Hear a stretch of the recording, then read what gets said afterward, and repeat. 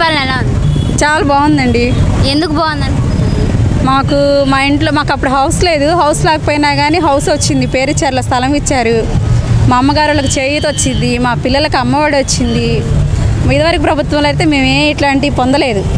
మాకు ఇప్పుడైతే చాలా హ్యాపీగా ఉంది. చాలా బాగుంది కూడా.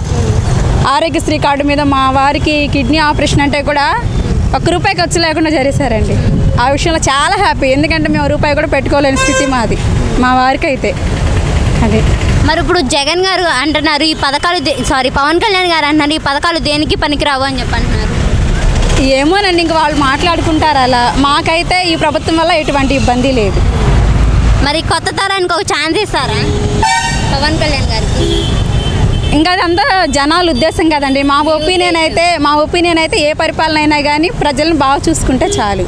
మాకు ఇప్పుడు జగన్ గారు బాగానే చూసుకుంటున్నారు. వాలంటరీ వ్యవస్థ కూడా బాగుందండి. పెన్షన్ లంచాలు తీసుకున్నారు, కిడ్నాప్లు చేస్తున్నారని చెప్పి అంటున్నారు పవన్ కళ్యాణ్ గారు. అంటే కొందరు వాలంటీర్స్ కొన్ని చోట్ల మరి ఎలా చేస్తున్నారో మనకైతే తెలియదు కదండి. మా దగ్గర అయితే చాలా బాగుంది. ఫీల్డ్ మీద నేను ఆర్పీగా చేస్తాను. చాలా బాగుంది. పవన్ కళ్యాణ్ గారు బాబు గారు కలిసాయి ఇంకా వైసీపీ పార్టీకి దబిడి అని చెప్పి అంటున్నారు.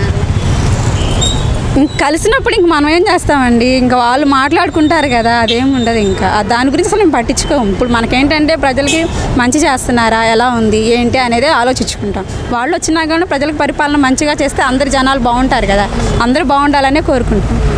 మరి జగన్ గారు గెలుస్తారంటారా? ఇంకా దేవుడి దయండి అది. కానీ గెలవాలని కోరుకుంటున్నాను నేను మాత్రం.